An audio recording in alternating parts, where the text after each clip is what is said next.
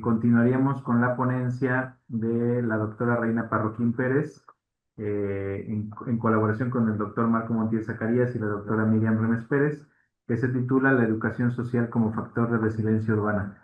Doctora Reina, ¿estás por aquí? Aquí estoy, comparto exposición. Me Por dicen favor. si lo ven. Me dicen, por favor, si la ven. Sí, todavía no. Y ahí voy.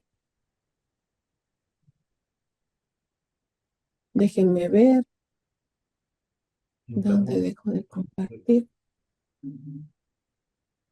Permítanme.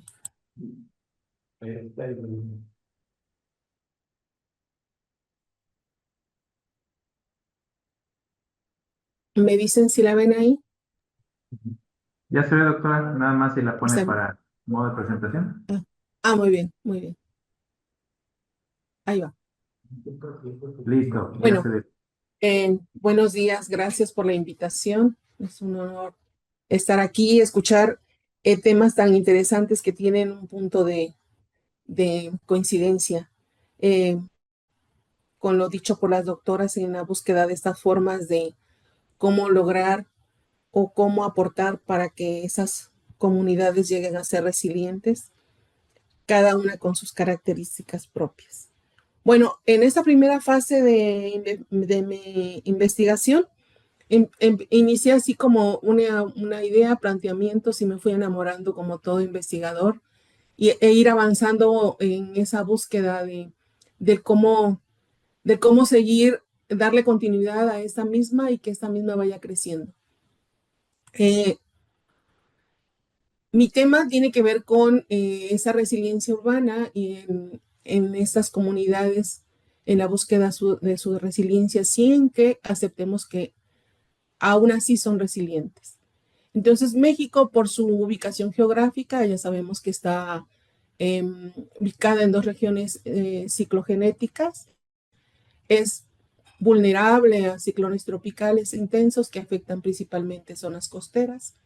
Y esta investigación exactamente analiza la relación que existe entre territorio, normativa, sociedad y autoridades, destacando pues, la ley de protección civil.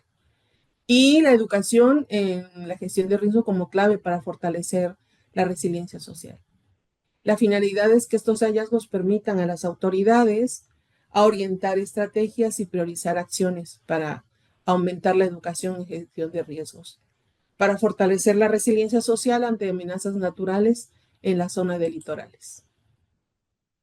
Entonces, en las últimas décadas vemos cómo la gestión de riesgos ha adquirido relevancia, convirtiéndose en un elemento de reflexión y generando nuevas necesidades de políticas y como una necesidad precisamente de cómo debe de ser analizado el territorio y esas normas jurídicas, las autoridades mismas, como son los actores gubernamentales y la sociedad.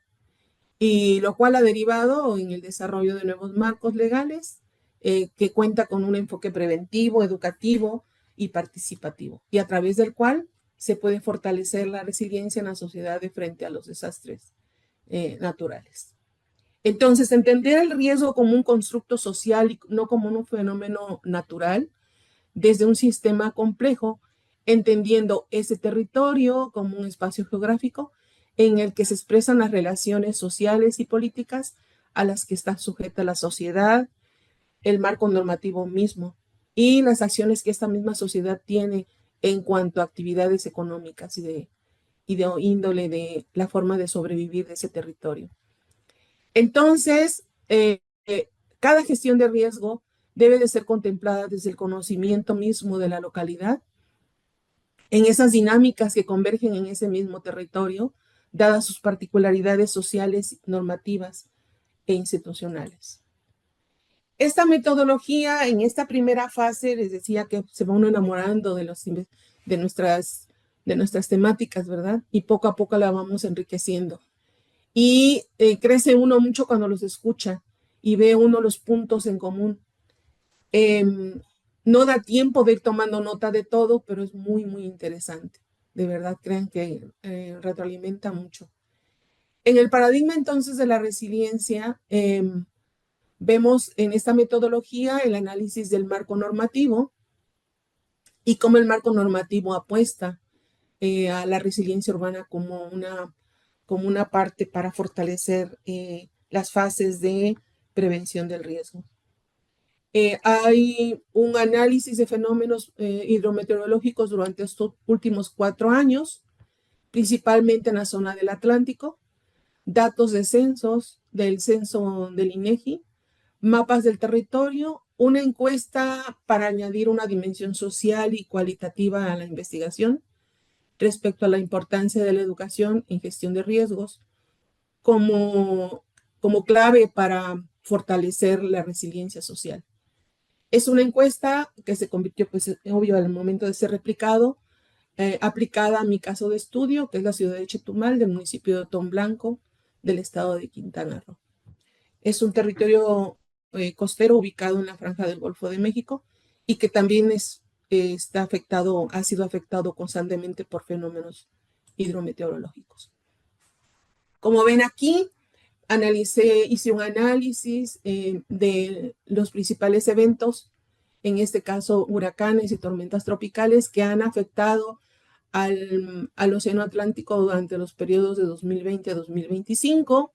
Sobresaltan aquí que en este corto periodo afectaron 4 huracanes de categoría 4 y 2 de categoría 5, sin dejar de lado lo que en este mismo periodo sucedió en el Pacífico, ¿no? Donde Otis afectó en el 2023 a los estados principalmente de Oaxaca y Guerrero, a la ciudad de Acapulco, que hasta la fecha está en proceso de recuperación.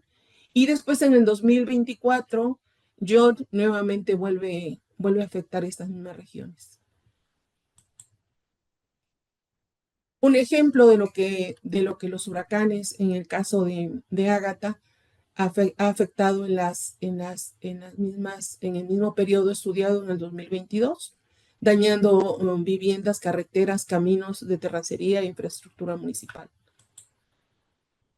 Otro que ha estado cerca muy cercano a la zona de estudio, al caso de estudio, en este caso Chetumal, que en 2022 el huracán Lisa también estuvo muy cercano a esta zona de estudio.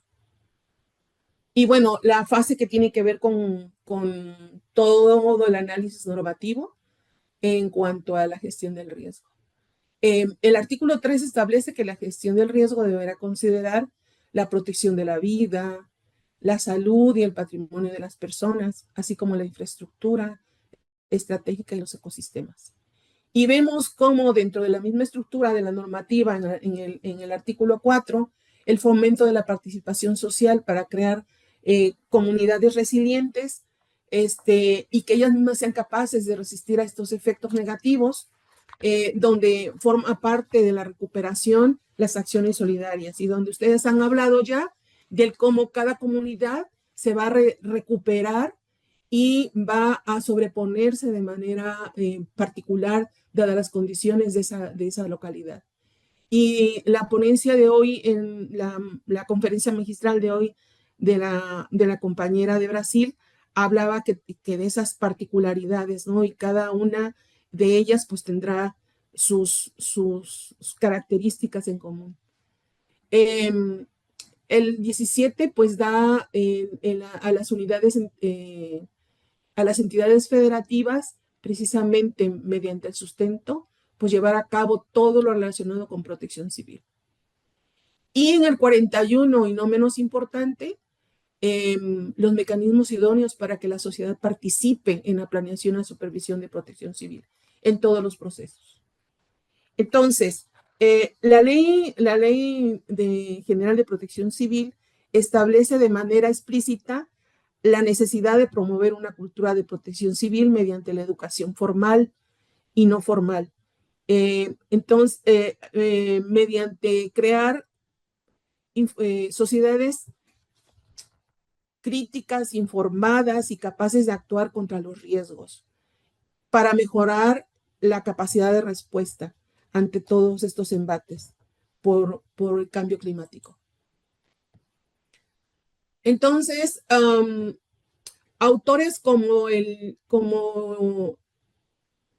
como los compañeros que vemos aquí, Chávez, Camacho y Velázquez, llevan a cabo un aporte metodológico para proponen un análisis de índices de la resiliencia de ciudades costeras, principalmente hablando de cada uno de estos elementos.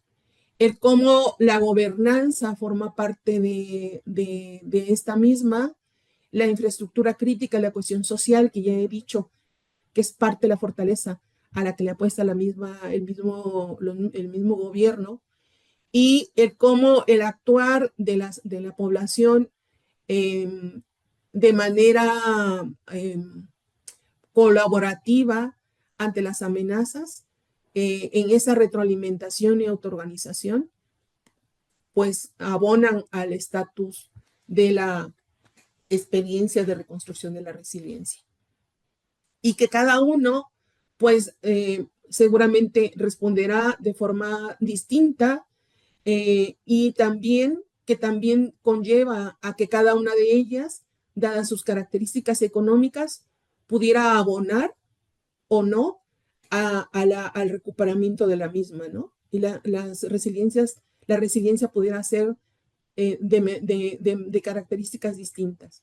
Y cómo los equipamientos y la infraestructura pues se pueden convertir, de la población se pueden convertir en algo que evite el desastre, que se incrementa el desastre, o también se puede convertir en un problema, sobre todo de morbilidad y mortalidad. Y les decía, mi análisis del caso, del sitio estudiado, es la ciudad de Chetumal. Está ubicada, es la capital de Quintana Roo, donde se concentran todos los poderes y el poder estatal. Y se encuentra ubicada, lo vemos, en el extremo sureste de México, en la península de Yucatán, justo a la frontera de Belice, y por la otra parte, colinda con la orilla de la bahía de Chetumal, en la costa del Mar Caribe. En este estudio de datos del INEGI vemos cómo de 2010 a 2020, ¿por qué no trabajo los mismos periodos? Porque, bueno, ustedes ya lo saben, cómo es que se va actualizando todos los datos de la base que tenemos del INEGI. Entonces vemos el incremento que ha tenido en el total de viviendas particulares de 2010 a 2020, y así también la carencia de infraestructura, ¿no? Tanto tanto de drenaje como de electricidad. Análisis de lo que tiene a favor la misma ciudad de Chetumal en en cuanto a nivel educativo de la población. Les decía, está en una primera fase. Mi gráfica para interpretar cómo se comporta esta. Y abajo ustedes observan el estudio del crecimiento de la mancha urbana de 2010 a 2015 a 2020 con colores de cómo ha crecido la mancha urbana, y adelante veremos cómo ese crecimiento, pese a que tiene un reglamento de ordenamiento del mismo territorio, pues pareciera que no existe, ¿no? Datos importantes que en mi caso a mí me interesan mucho, cómo se ha comportado esa mancha urbana y hacia dónde ha crecido, ¿no? Entonces resulta que ha crecido hacia zonas de riesgo, donde hay cuerpos de agua y corrientes de agua, ¿no? Y zonas sujetas a inundación. Ahorita si nosotros empalmamos los mapas, lo vamos como visualizando. Cómo poco a poco han ido también ese mismo crecimiento, pues acabando con zonas de selva, de pastizales y humedales. Datos importantes de las actividades económicas, pero sobre todo, miren, lo que logré aquí, ustedes saben que es difícil es hacer que esa encuesta no las responda, ¿no? Entonces hay que buscar mecanismos, y siempre el investigador busca esos nichos de oportunidad de elegir algo donde va a tener pues acceso a información y donde pueda avanzar en la misma. ¿Ok? Voy más rápido. Doctora, le quedan 3 minutos. Voy más rápido. Entonces, de las 95 cuestionarios que me respondieron, coincidieron con las zonas donde están exactamente en zonas de riesgo. Entonces, aquí abajo dice las zonas susceptibles de inundación de las colonias encuestadas. Son las colonias Plutarco Elías Calles y Campestres. Es decir, de las encuestas coincidimos con los que están en una parte de la zona de riesgo. Un análisis de las inundaciones, como les decía, cómo se ha afectado Chetumal. Por ejemplo, esta parte es de una zona inundada por una tormenta tropical en 2022, ¿ok? Y cómo el estado de la misma ciudad. Voy más rápido. Esta es una muestra del cuestionario. Aquí está graficada la respuesta de toda esa producto de esa encuesta. Son resultados, pero me voy más rápido, ¿ok? Me voy más rápido, me voy más rápido. Aquí está graficado. Y bueno, vamos a los resultados. Entonces, en esta encuesta piloto, el 36% está interesado en participar en comités ciudadanos en materia de protección civil. Identifica rutas de evacuación el 34% de los encuestados. El 81.9% se entera por radio y por televisión sobre un posible embate de huracán. El 77.7% de los encuestados respondió como muy relevante el capacitar a la ciudadanía en medidas de prevención ante una amenaza de huracán. Y me voy a ir a lo muy rápido. Todo lo que esto es capacitación, medidas de prevención, fue favorable. Las respuestas siempre fueron las que tuvieron mayor porcentaje. Y consideran muy relevante el 73.4% que haya una coordinación entre la comunidad y las entidades de gobierno. Identifican zonas seguras y de albergues el 38.7%. Y obvio que tiene que ver con la temática aquí planteada, el incorporar en los planes de estudios de enseñanza básica, enseñanza media, temas como cambio climático, sustentabilidad es el 68.10%. Las reflexiones, solo por leer algunas. Entonces, debido a su ubicación, hay que asumir una mirada socioambiental, implica fortalecer la agencia comunitaria como un eje de transformación. La gestión integral del riesgo debe contemplar la prevención y mitigación, preparación, auxilio y recuperación ante desastres bajo un enfoque sistémico y transversal, desde la construcción de una gobernanza participativa, involucrando a la sociedad civil. La resiliencia no debe asumirse como una adaptación pasiva de los habitantes, sino también como una capacidad para transformar aquellas estructuras desiguales y construir nuevas dinámicas en torno. Entonces se puede confirmar que a pesar de ser un territorio altamente vulnerable y por sus condiciones, Chetumal es una ciudad resiliente, ¿ok? También forma parte de los resultados el crecimiento que ha tenido Chetumal hacia las zonas de riesgo y cómo la población encuestada reconoce a la educación como un mecanismo en gestión de riesgo para fortalecer la resiliencia social ante amenazas naturales. Por mi parte es todo. Muchas gracias. Les agradezco su atención. Muchas gracias, doctora, por su participación. Me voy a permitir compartir su Dejo de diploma. compartir. Gracias. Este es el diploma para la doctora Reina Parroquín Pérez. Hay uno igual para el doctor Marco Montiel y para la doctora Miriam Remes por su participación como ponentes en la mesa 3, Prevención del Riesgo y Resiliencia, con el tema la educación social como factor de resiliencia urbana. Les agradecemos por su participación.